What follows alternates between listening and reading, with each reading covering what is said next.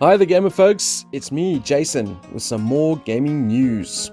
So many games, so many figures and so little time, but as always I've picked out a few newsworthy items that caught my eye and compiled them in this video for your viewing pleasure. So hit that subscribe button to stay on top of the wargaming news. Alright, let's get into it. First up, it's Zenit Miniatures, with new releases for their Kinzai miniature wargame. We have a whole array of infantry, cavalry and characters to go with their already extensive catalogue of figures for feudal Japan wargaming. I particularly like the Langgong character. I'm pretty sure I haven't pronounced that right. And who doesn't like war elephants, eh? Warlord Games have a new bolt action starter set called Island Assault. And as you may have guessed, it's set in the Pacific, pitting the Americans versus the Japanese. All in plastic and everything you need to get playing, and just to add that extra little bit of temptation, you also get some exclusive terrain in the form of the pillbox and spider holes.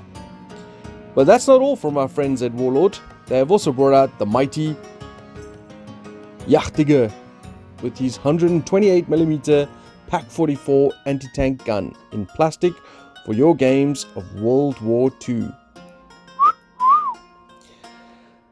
Now this was surprising to me, but Great Escape Games are doing plastic miniatures, and the first upcoming set is a plastic gunfighters for Dead Man's Hand. The set can make 10 multi-part plastic 28mm figures, and the recommended retail price is going to be £15.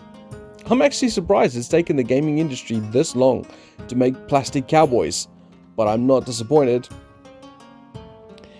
TT Combat have some new bits for Carnival and for their fantasy range, and I'm betting for their terrain range as well. So let's start with Carnival.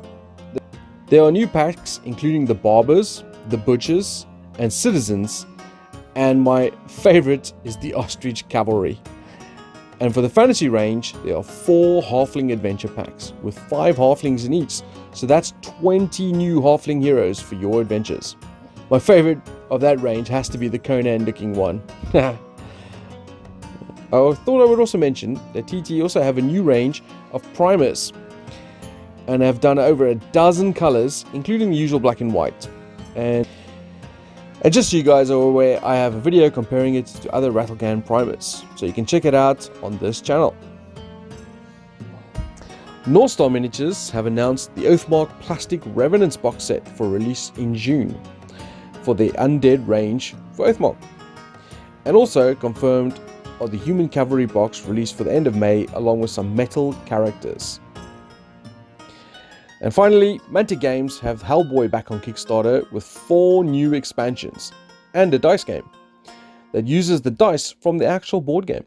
In the expansions, you will get new bosses with corresponding figures, of course, and new agents to face off against the new foes.